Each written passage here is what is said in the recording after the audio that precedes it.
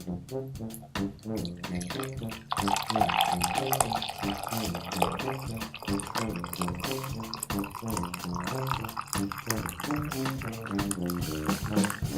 name is José Antonio Brandão. I'm a professor of history at Western Michigan University. Portuguese by birth, Canadian by citizenship. I teach classes in undergraduate and graduate program, colonial North American history, Native American history, history of New France, some stuff on the 13 colonies. So in addition to teaching and research, we do service obligation. The university has 3 tiers of responsibilities in terms of service: department level, at the college in which the department is housed, and then there are committees that are university-wide. Some people do more of one than the other, and I've sort of done a little bit of each. And for 5 years, I was a department chair. Between that and trying to have a life, it takes up my day. Sounds like it. I worked through almost all my academic career. I started working when I was 14 years old, stocking shelves in a convenience store. 15, I worked at a factory, making $1.15 an hour. So a full week, and I make $45. Throughout high school, I worked night shift, stocking shelves in grocery stores, did that through most of the university. Then I got into landscape construction because I was finding that it was too difficult for me to maintain work and do well in school. When I graduated with my PhD, I didn't really have any openings. The normal routine, a normal path for people post-PhD was to take up one-year appointments. I had a small family already. There were no one-year appointments in my immediate area, and I wasn't going to move across the country for 1 year. And so I went back to a couple of the things that I had done before. And I worked in landscape construction, and I worked my way up to being a truck driver in a landscape company. It was seasonal work. I worked for them for a long time, so I wound up doing that. When it didn't look like an academic position was coming up, chance led me to a position in city government, local government. So I worked as an executive assistant and policy analyst for a couple of politicians, community activist for a little bit as well, for the same group of people. And then I got this job. It was a series of unconscious choices. In high school, I took all the courses I had to take. English, economics, political science, history, geography, and math. It became very obvious that anything with sciences and math were not in my wheelhouse. There was just something about history, the way the big questions, processing information about what was going on, why. It just sort of appealed to me. I don't really know why, and so that was always something that I enjoyed doing. Native American history was an accident.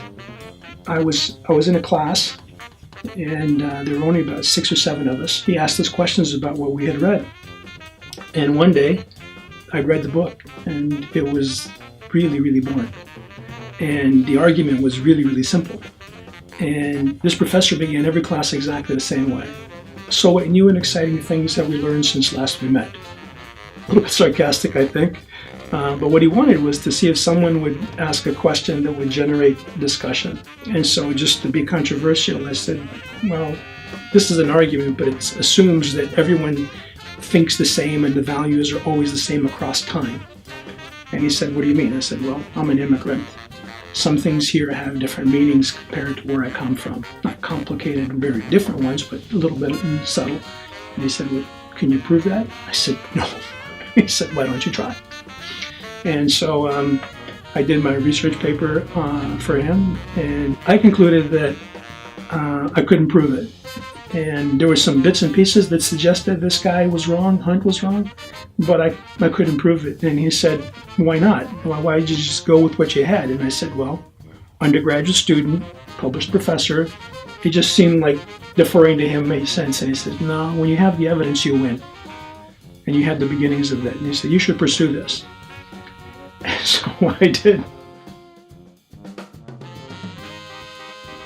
Fun and exciting for a historian is a pretty nerdy kind of thing. Most of the fun things come from going to an archive and finding something that someone else has sort of not worked with very well or hasn't noticed before, or it's the first time that's happened, that you come across that thing. I was aware of this document. I was doing research for my third book. I came across this thing, and then I began doing research on it, and I realized that the published version of this thing was very different from the original. The editor had changed all kinds of things. It may not have been written by the person that it was ascribed to.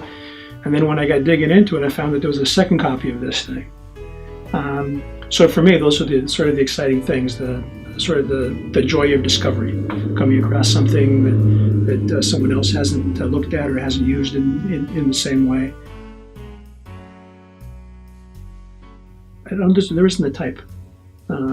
Our faculty come in all shapes and sizes and from all sorts of places, and we have interests in different periods of history, different geographical areas of the world.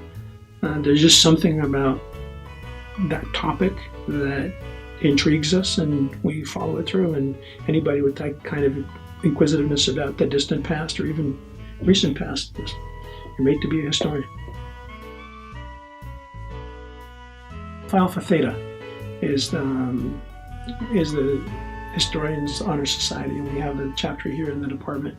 It's just people with a shared interest in history and things historical, and mostly it's they spend their time talking about the classes that we have, the classes they've taken, the strategies they've used to be successful. They're kind of a support group, but they also do fun things.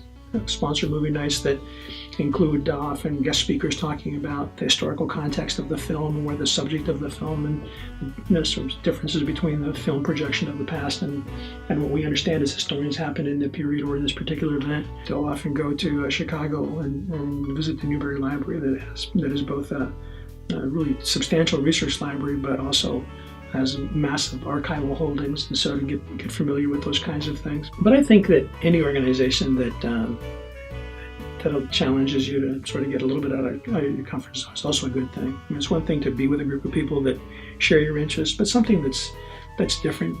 Don't close off yourself to opportunities. There are lots of ways to get to this point. I mean, my background is an example of, all roads don't necessarily lead to Rome, but there's certainly more than one way to get there.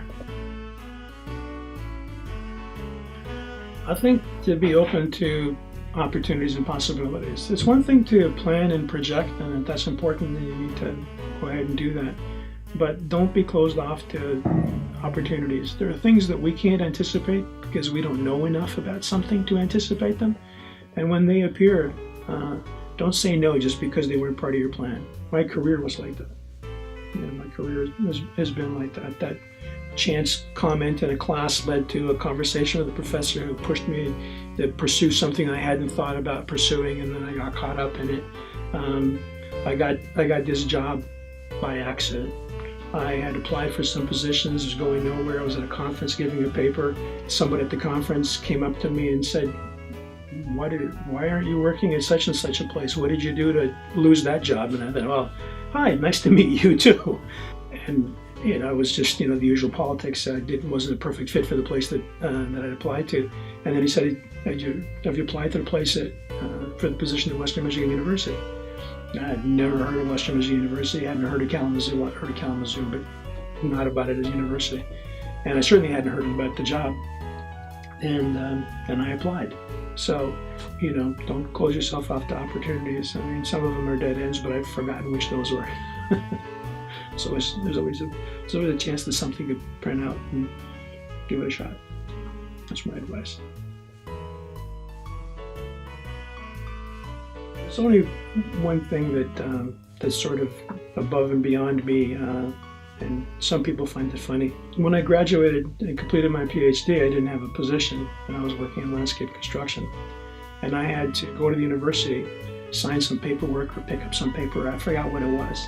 I arranged to drop by around lunch one day, and I was working. So I drove up and I pulled up in my dump truck and parked it right in front of the circle there for the rotunda, went into the building, and the director of the graduate program comes out as I'm finishing signing, and he says, Brando, what are you guys calling me Brando? Brando, thanks for dressing up. And I said, I told you that I was working. And he said, "Are you serious? You showed up in your truck to pick this up?" And I said, "Yeah, you're not paying me, so somebody has to. I'm not going to quit my job to come get this." And he said, "You're seriously, if I go outside, there's a dump truck out there and you're going to get in it and drive off." And I said, "Yeah." He paused for a second and said, "Really not the image that we want to project for our graduate program." So I thought that was funny. I've had that story told to me by a number of people. It must have really made an impression on him, and he told a bunch of other people. So I'm probably better known at the university for showing up to pick up my dissertation work in a dump truck than almost anything I accomplished there. So there's my claim to fame at York University.